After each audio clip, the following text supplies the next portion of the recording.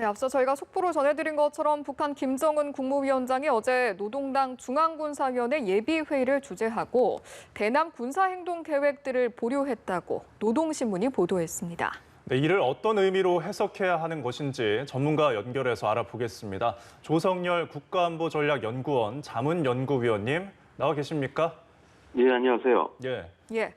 먼저 김정은 국무위원장이 직접 주재한 회의에서 이 같은 결정이 나왔다라고 전해지고 있는데 일단 이 예비회의가 어떤 것인지부터 한번 짚어보도록 하죠. 예, 지난 5월 23일 날 제7기 4차 전원 확대회의가 열린 적이 있습니다. 이거는 이제 주로 긴급히 회의가 열릴 때 예비회의라는 이름을 가지고 공개하고 있고요. 군 관련자들이 모일 때는 이제 확대회의라는 이름을 쓰고 있습니다. 그렇기 때문에 이 부분은 당중앙위원회의 군사위원회 공식회의와 같은 효력을 가지고 있습니다. 네. 북한군 총참모부는 지난 17일 4가지 군사행동 계획을 검토하고 있다고 밝혔습니다. 실제로 일본은 실행에 옮기면서 긴장 강도를 높여오지 않았습니까? 그런데 그동안 모습을 드러내지 않았던 김 위원장이 지금 이 같은 결정을 내린 이유는 무엇일까요?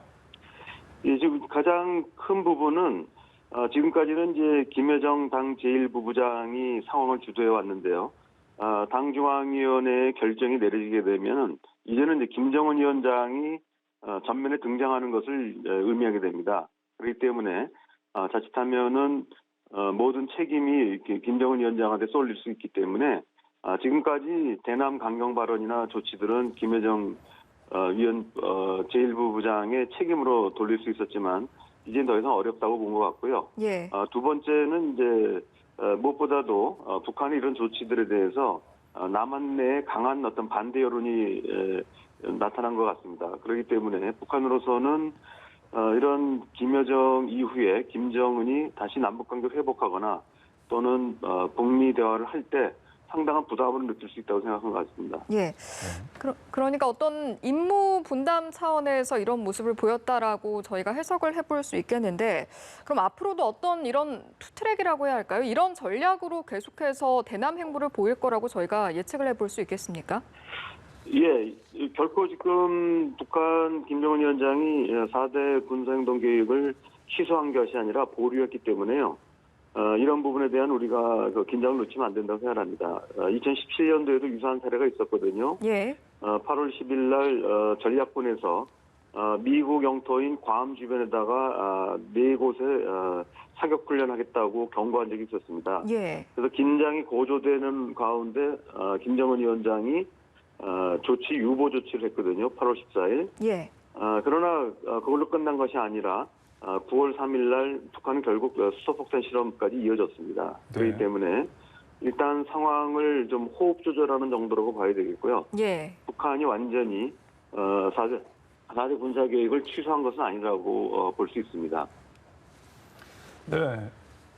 김 위원장이 일단 이 대남 군사행동 계획을 보류하라고 지시한 만큼 아까 말씀하신 것처럼 호흡 조절 차원에서 강경한 대응은 일단 멈출 것으로 보이는데요. 향후에는 어떤 대응으로 나올까요?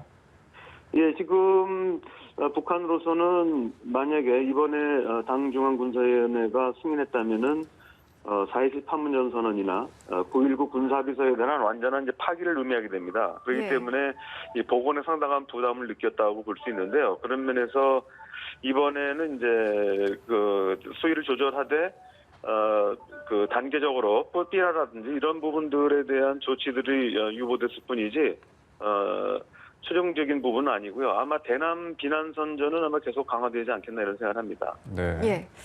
북한과 미국의 관계도 좀 밀접하기 때문에 이 부분도 짚어보면 미국이 이제 북한에 미확인 핵시설이 있을 가능성 그리고 추가 핵실험장 건립 가능성까지 거론을 하면서 비핵화 협상 테이블 복귀를 해라 이 부분을 좀 촉구를 했거든요.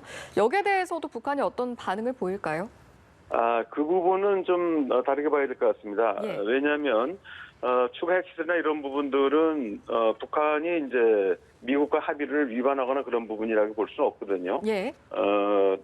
지금 북한이 4대 군사 행동 계획 같은 경우는 4.27 판문점 선언이나 또는 이제 9.19 군사비서 위반 문제가 되고 만약에 이것이 강행됐을 때 남북 관계를 회복하기 어려운 이런 상황이 된다고 한다면 지금 비공개 어떤 그 비핵화 시설이라든지 핵 시설이라든지 이런 부분들은 미국까지 협상이 되지 않은 부분이기 때문에 오히려 북한 입장에서 보면은 대미 압박용으로 활용할 가능성이 있습니다. 그래서 조금 차원이 다른 게 아닌가 생각합니다. 네. 그리고 이제 최근 북미 정상회담 등과 관련해서 볼턴 전 미국 백악관 보좌관의 회고록이 논란이 되고 있지 않습니까? 이 내용을 북한도 모르지는 않을 텐데요. 북한 입장에서는 이 회고록을 어떻게 받아들이고 있을까요? 네, 북한에서 본다면은 그동안에 북미 대화에서 미국 측이 어떤 진정성이 없다라고 하는 부분들을 읽을 거라고 보고요. 네. 어찌 보면은 이제 북한으로서는 향후 북미 대화에서 좀 더 강한 어떤 그 태도를 보일 가능성이 있습니다. 그리고 북한 입장에서 본다면 미국과의 대화에서 하나하나 이들이 그 미국의 의도를 확인하고 또 이행 점검하는 이런 좀 대화 태도를 보일 가능성이 높고요. 아마 그런 면에서 본다면은 볼튼 회고록이 북미 관계에는 이제 부정적인 영향을 미칠 것 같습니다. 예. 네. 공교롭게도 내일이 6.25 전쟁 70주년인데요. 이 같은 대남 군사행동을 보류하겠다라는 메시지를 내놓은 게 시점상으로도 저희가 어떤 의미가 있다라고도 접근을 해볼 수 있을까요? 예, 아마 북한으로서는 군사행동 계획은 보류한다 하더라도 지금 이제 이른바 북한에서 얘기하는 전승절 기념행사를 통해 가지고 미국을 압박하는 잠수함 탄도 미사일이요. 이른바 SLBM이라는 이런 어떤 무력 시위를 할 가능성은 없습니다. 그래서 북한이 지금 대남 군사행동 계획을 보류했다고 해서 한반도 상황에서 어떤 긴장 완화를 끈을 놓치는 것 같지는 않습니다. 알겠습니다. 내일이 6.25 전쟁 70주년이다 보니 문재인 대통령도 혹시나 대북 메시지를 내놓진 않을까라는 생각이 당연히 들 것 같습니다. 이 부분에 오늘 내놓은 내용에 대한 부분도 좀 포함이 될까요?